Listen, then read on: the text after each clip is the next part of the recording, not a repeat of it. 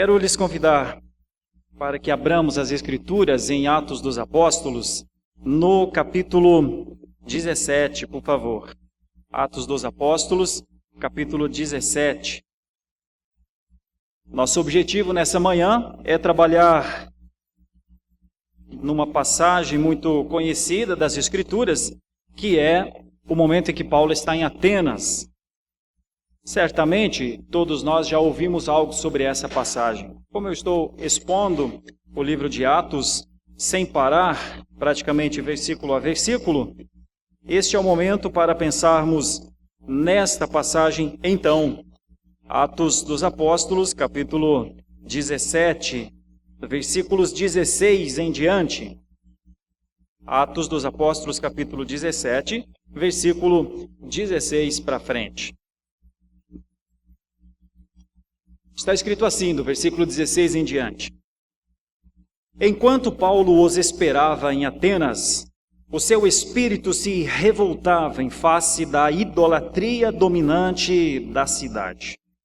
Por isso, diz o versículo 17, dissertava na sinagoga entre os judeus e os gentios piedosos, também na praça todos os dias, entre os que se encontravam ali. E alguns dos filósofos epicureus e estoicos contendiam com ele, havendo quem perguntasse, que quer dizer esse tagarela? E outros, parece pregador de estranhos deuses, pois pregava a Jesus e a ressurreição.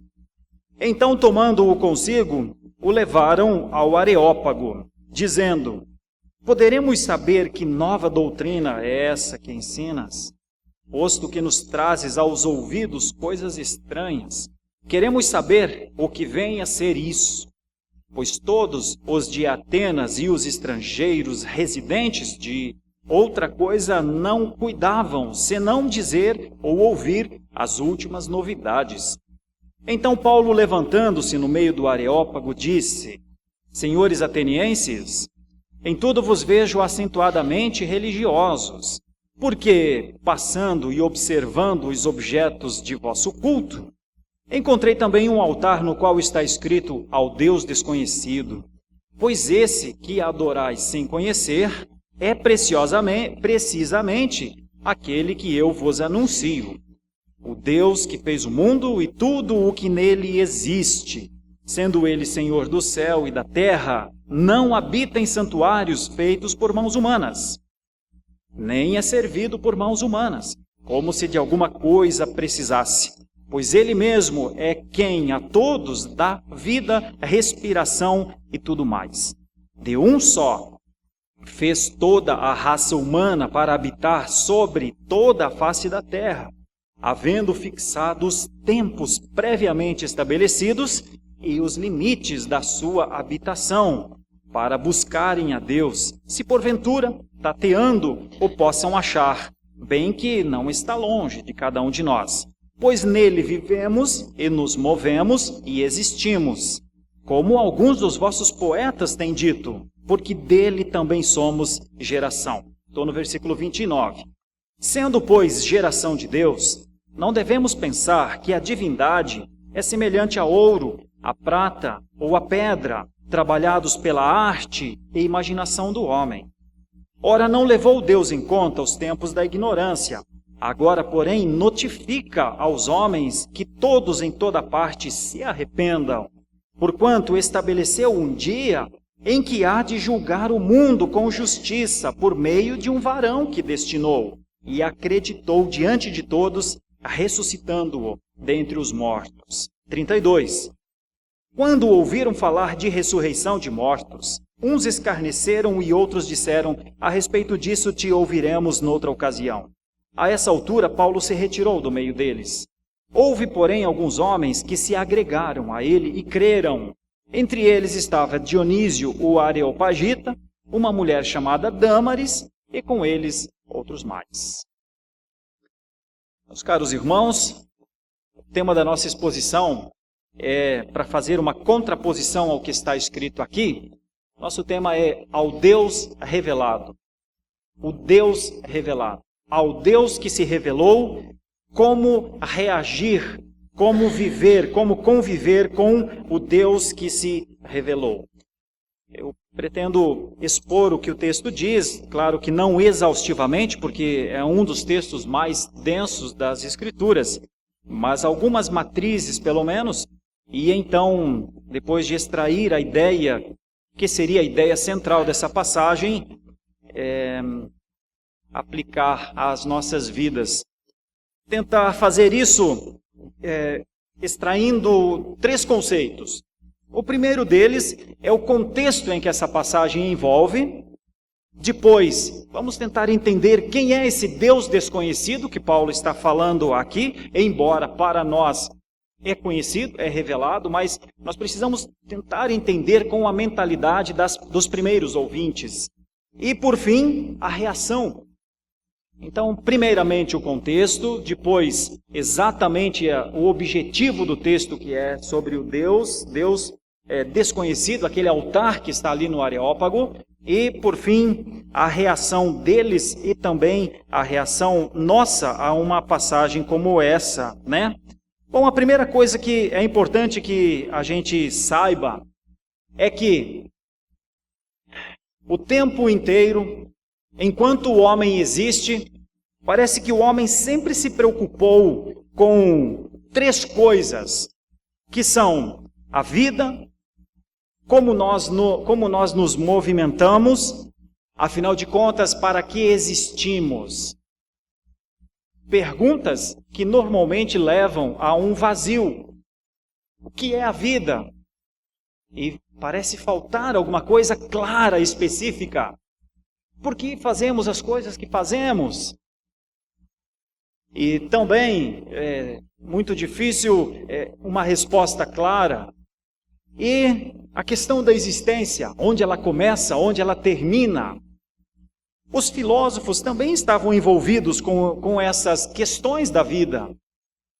E Atenas significava um local para discutir essas coisas e tentar encontrar essas respostas.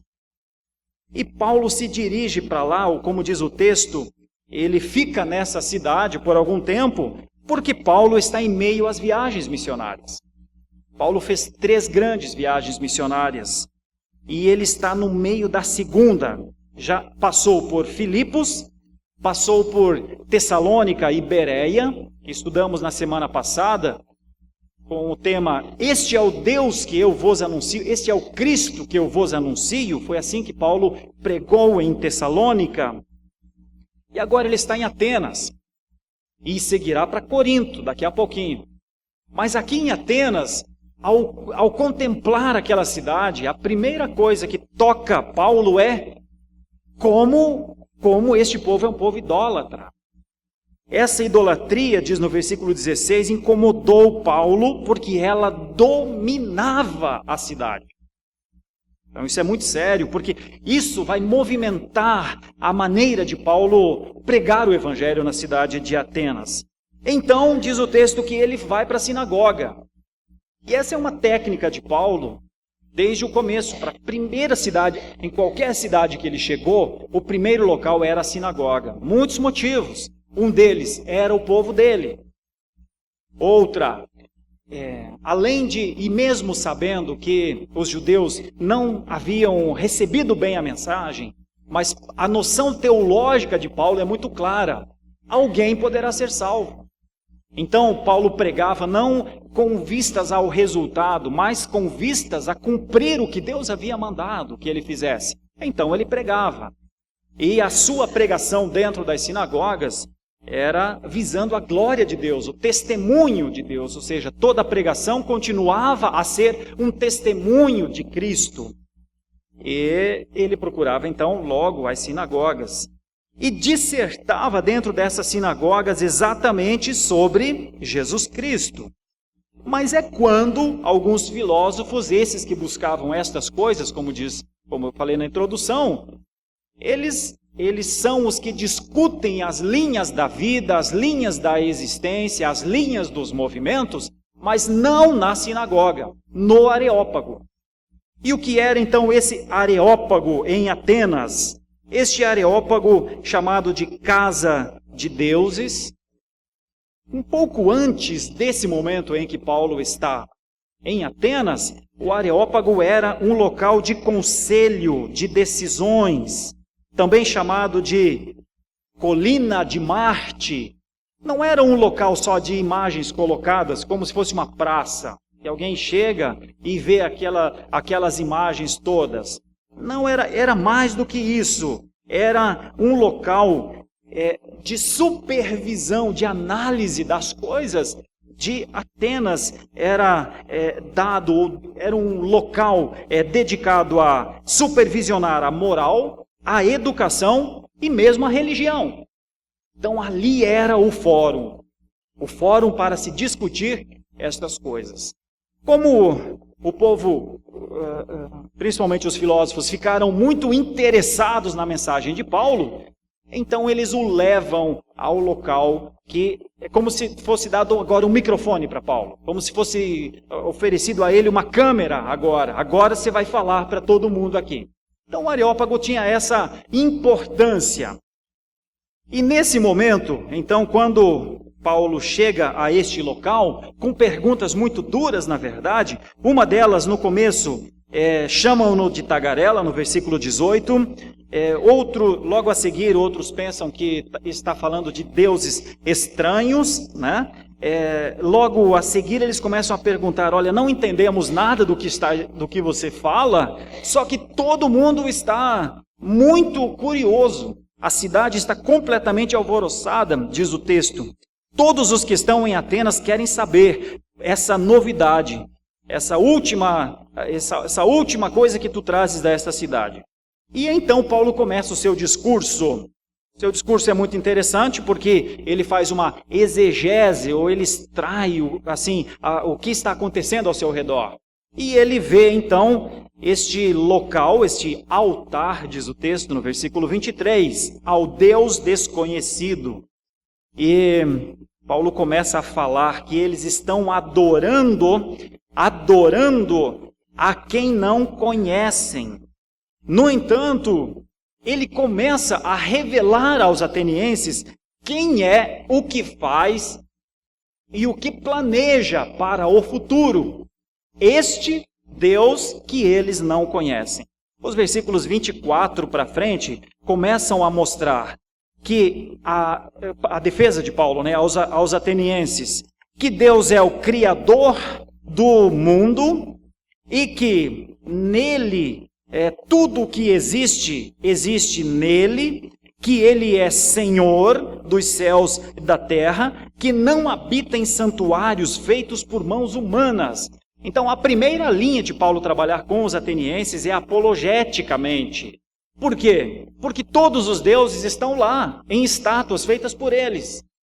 E um altar só não tem um Deus feito com a imagem, porque na cultura eles tinham essa ideia.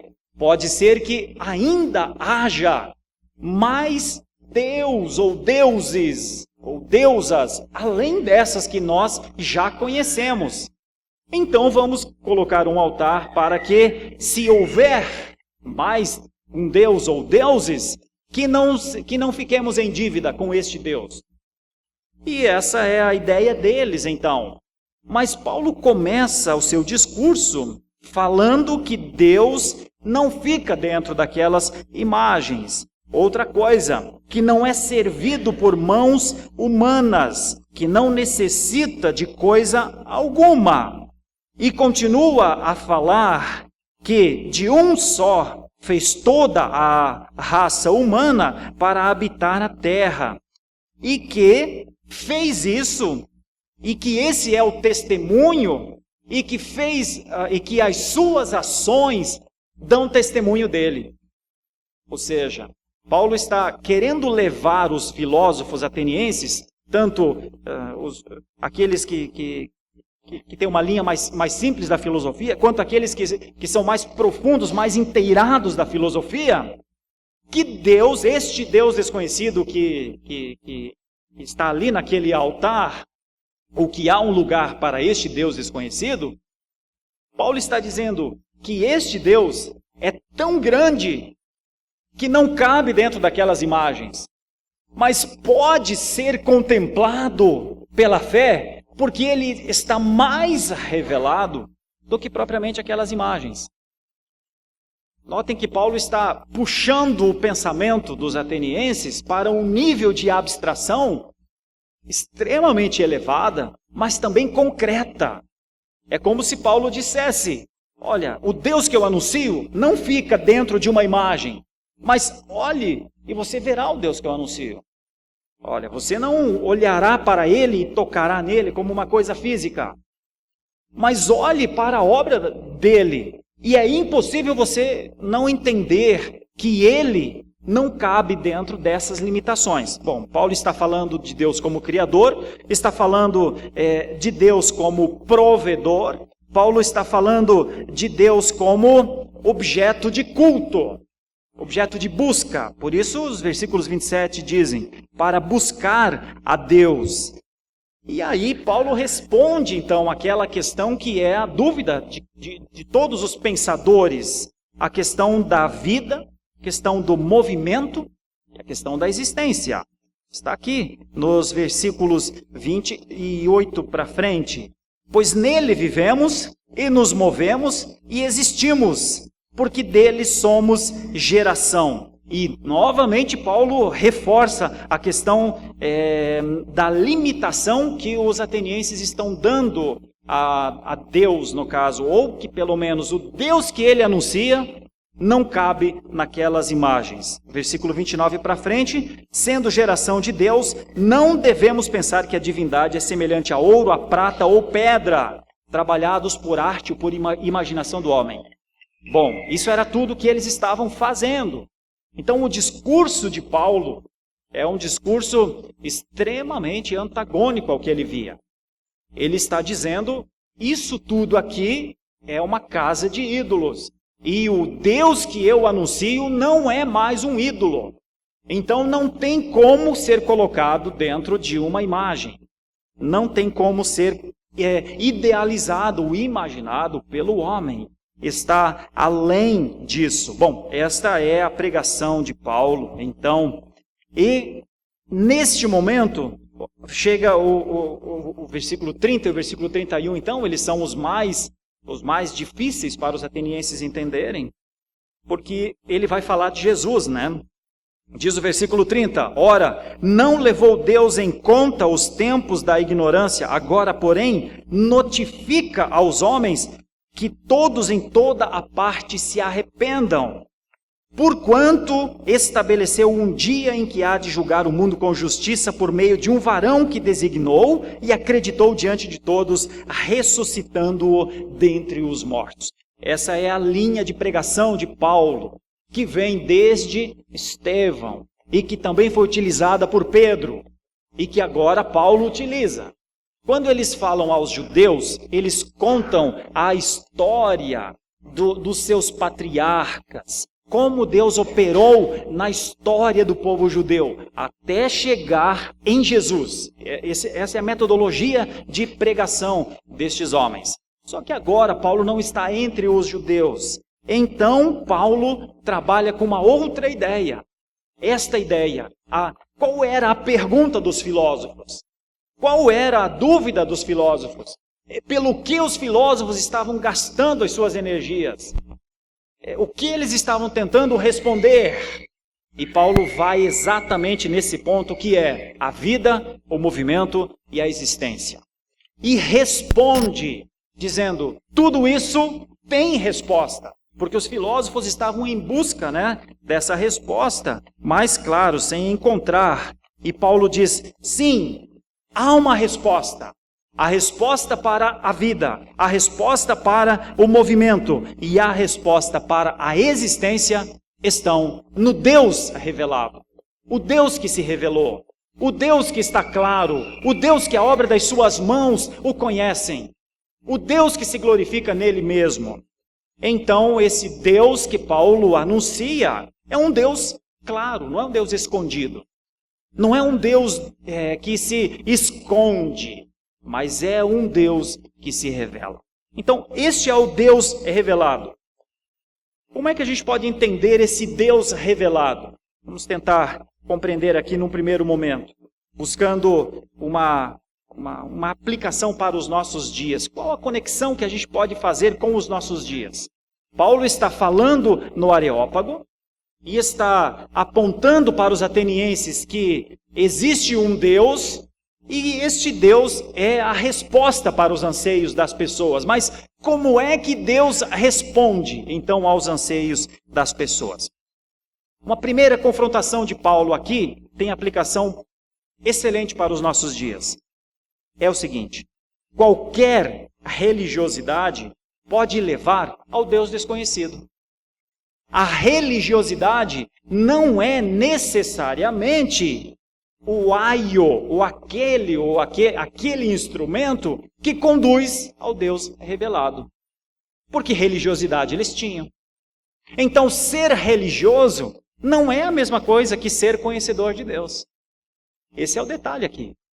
Não é assim que Paulo fala quando ele chega? Atenienses, eu os vejo acentuadamente religiosos.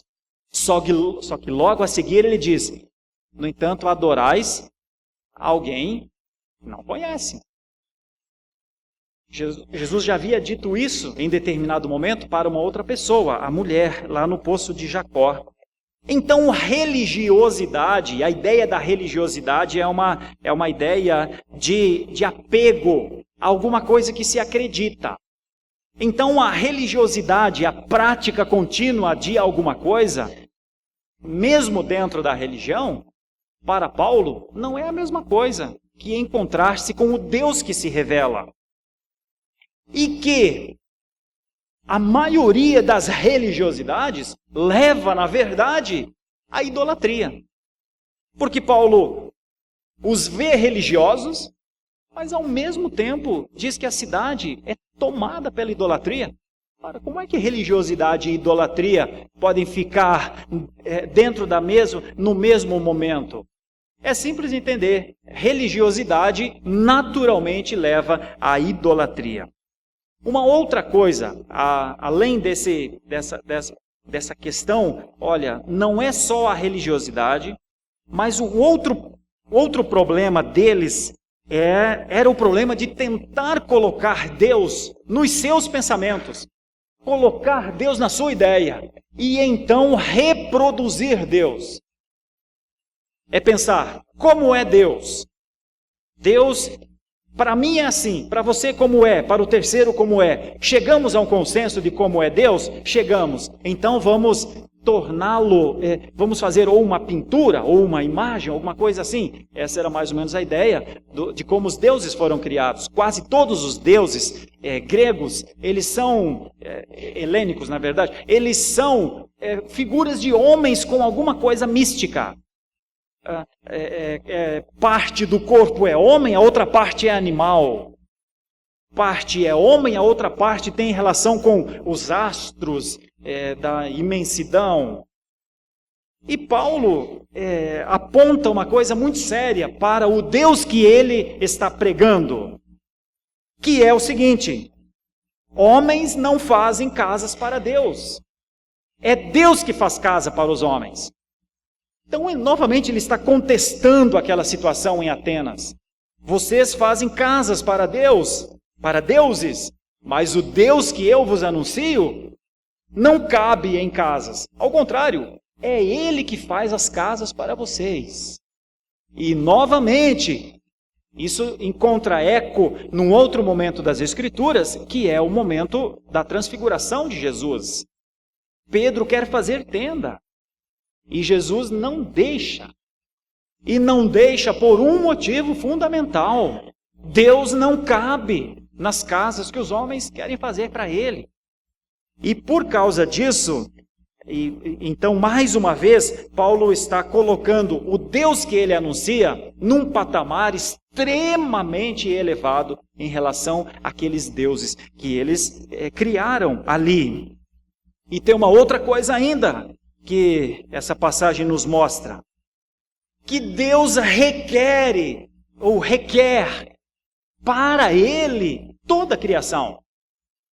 Ele tem toda a criação. ela é dele, toda a criação lhe pertence para a sua glória.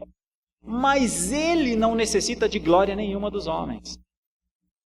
Então, enquanto os atenienses construíam seus deuses para, de alguma forma, agradar aos deuses, e até fazem um altar para alguém, um possível Deus desconhecido, para não desagradar a esse possível Deus desconhecido, Paulo diz, Deus não quer essa glória. E Deus não aceita essa glória. Então a idolatria que eles entregam para Deus é uma ofensa. E Paulo está trabalhando nesse ponto então. Paulo está querendo dar a resposta às dúvidas dos atenienses. Eles estão cheios de deuses, mas eles não têm as respostas para a vida, para o movimento e para a existência. É quando Paulo oferece então algo que a idolatria não pode dar. A idolatria coloca o homem diante de um Deus que ele construiu.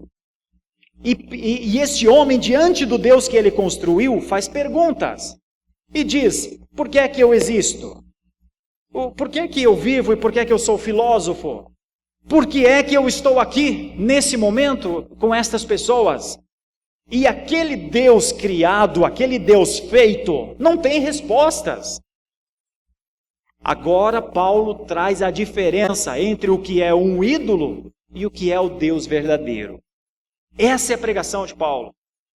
E essa é a aplicação para os nossos dias. Qualquer religiosidade, o máximo que ela leva é a idolatria. E a idolatria não é adoração.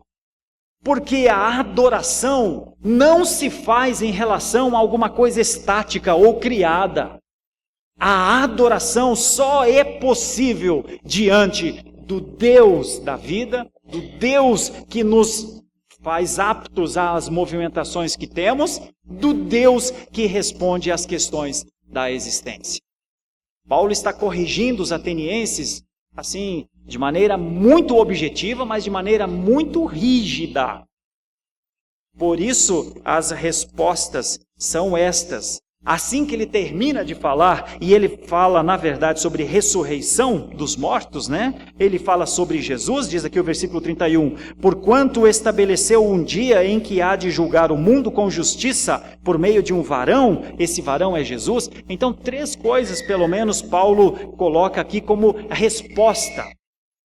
Ele coloca Jesus Cristo como aquele que vai julgar o mundo, no caso. Ele estabelece um dia para julgar o mundo através de Jesus Cristo, que venceu a vida, que ressuscitou dos mortos e que vive eternamente. Assim que Paulo fala isso, a reação é dupla, é tripla, na verdade. O texto do versículo 32 para frente mostra que uns escarnecem, outros dizem que não querem ouvir aquilo naquele momento, e alguns homens se agregam a Paulo e creram, diz o texto. Entre eles, Dionísio, o Areopagita, e uma mulher chamada Dâmaris, e com eles outros mais. Então esta é a reação. Irmãos, agora a gente pensa um pouco aqui sobre o que é que Paulo falou aos atenienses que fazem sentido para nós hoje. As Escrituras continuam mostrando passagens como esta para todos nós, para que nós pensemos no conhecimento de Deus. Os atenienses eram muito inteligentes, dominavam as artes as artes de muitas maneiras, inclusive as ciências humanas. Os atenienses tinham um fórum para discutir, ou seja, na maneira que eles tinham de buscar a verdade, eles estavam muito evoluídos, eles estavam no máximo possível. Os atenienses chamaram Paulo para o meio do debate, para que ele explicasse quem era este Deus, que ele anunciava, o que era essa mensagem. E quando Paulo vai e então anuncia o Deus que não é desconhecido, que na verdade é revelado, para os atenienses continua desconhecido. Eu estou pregando ao Deus revelado para você nessa manhã, mas para os atenienses continuava desconhecido.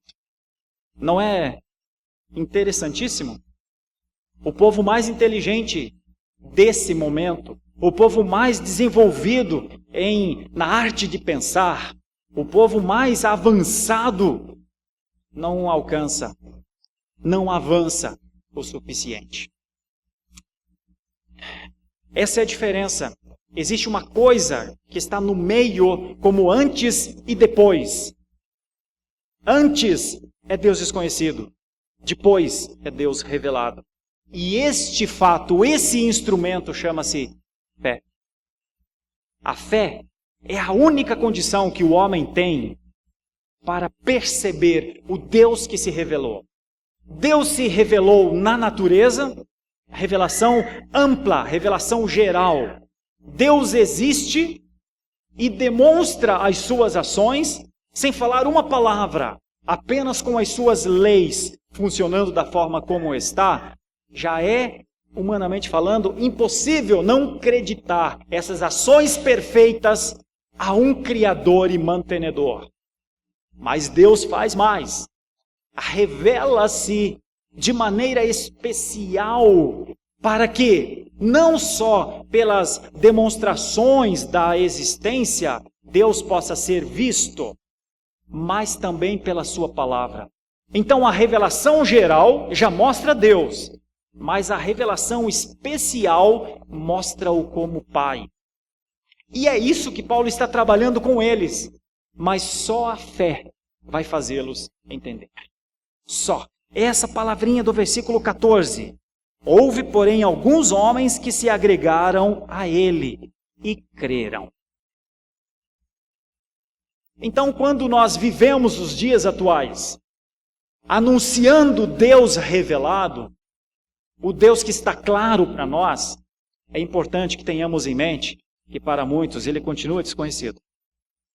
E continuará desconhecido até o momento em que seus olhos sejam abertos. E é exatamente por isso que nós fazemos missão. Esse é o nosso comprometimento. Notem que eu li aqui, dando ênfase à maneira como Paulo pregava o evangelho. Primeiro foi para uma sinagoga.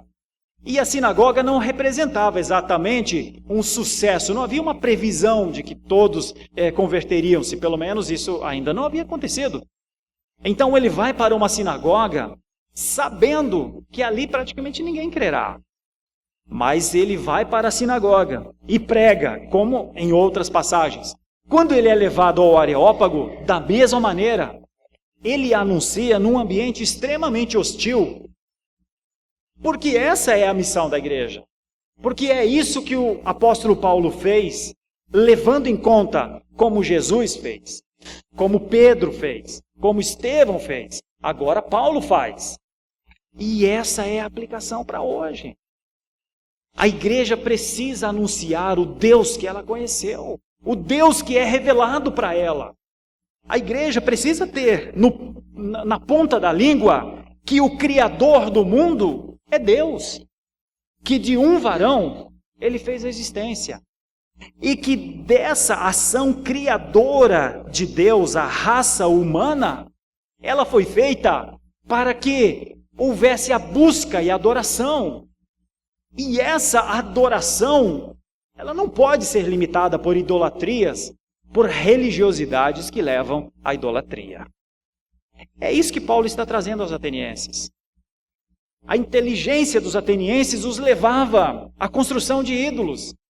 E Paulo está dizendo que, além da inteligência, existe a fé. E a fé rompe com a idolatria.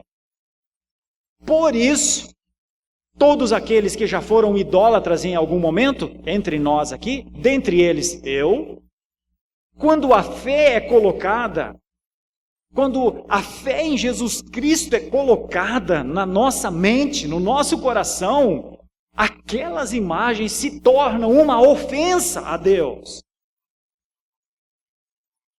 Esse era o estado de indignação de Paulo. Vê só, Paulo está numa comunidade estranha à sua cultura. Paulo não está em Jerusalém. Paulo está em Atenas. Ele sabe que ali é um local natural de idolatria. Ele conhece a cultura helênica. Mas a idolatria revolta o coração de Paulo. Por quê? Porque ele tem a fé. Sem fé, aceita-se a idolatria. Com a fé, a idolatria é um incômodo. E por quê? Por causa do sacrifício, por causa da honra, por causa da dignidade do filho, por causa do plano de redenção. Essas verdades excluem as idolatrias. Então Jesus Cristo é o centro da mensagem de Paulo, porque antes ele é o seu Salvador. Ele está testemunhando o seu Salvador.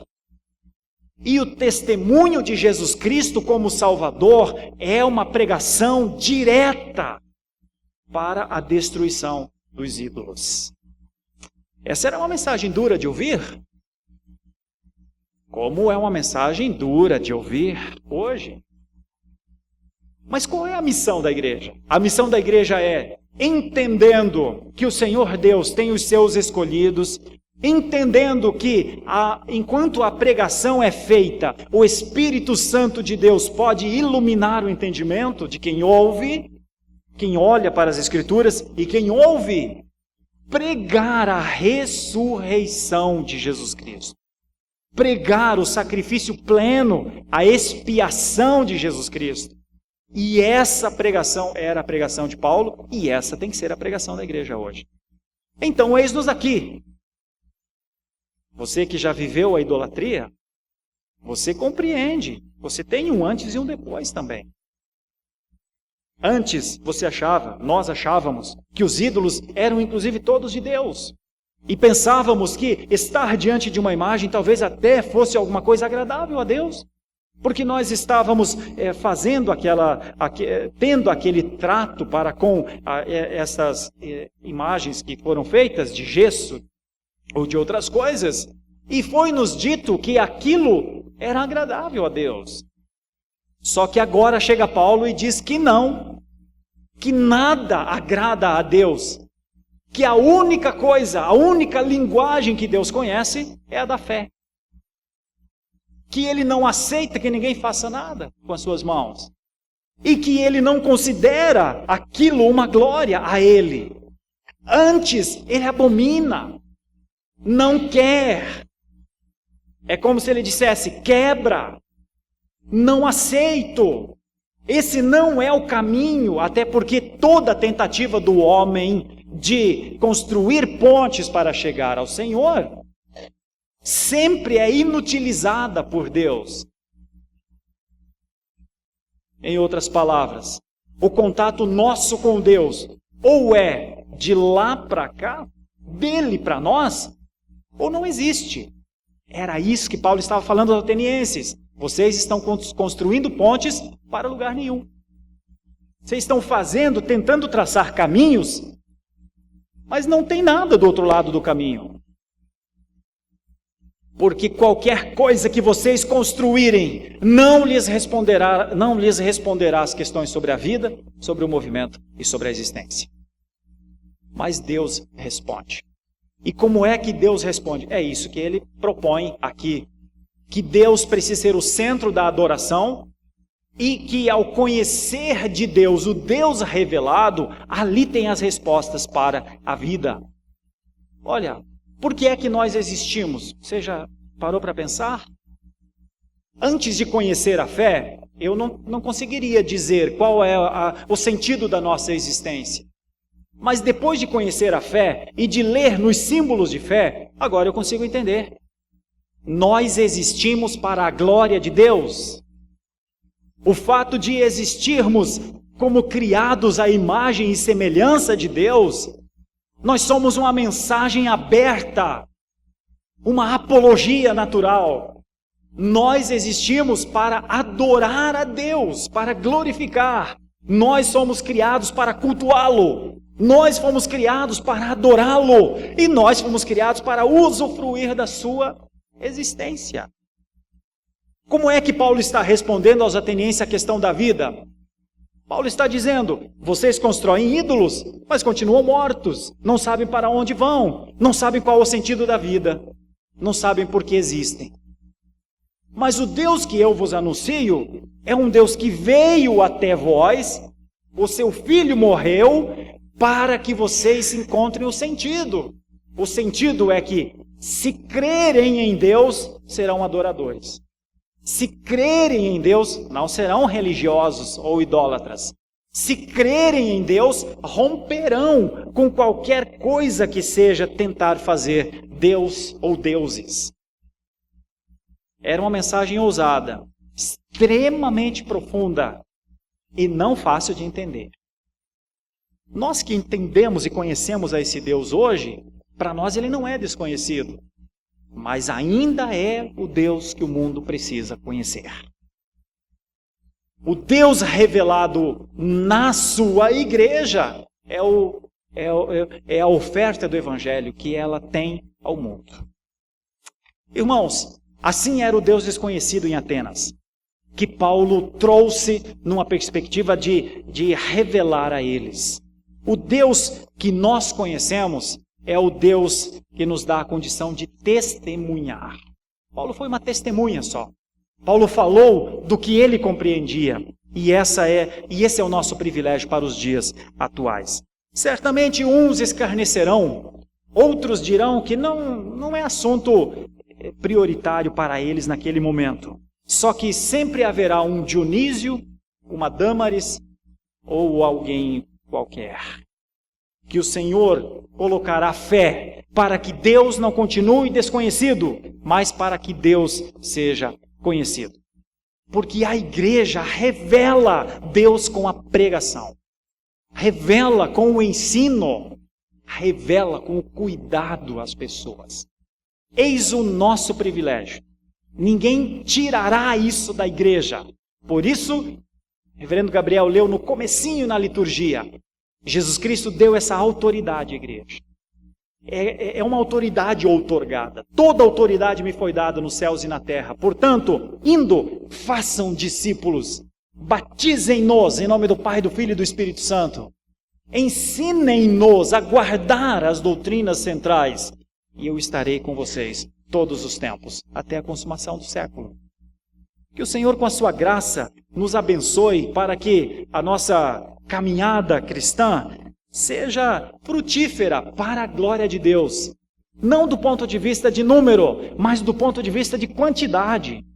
Nós pregamos tendo em mente que o reino está crescendo. Então nós fazemos missões nos locais mais adversos, porque temos a ideia que o Senhor soberanamente pode ter eleitos ali.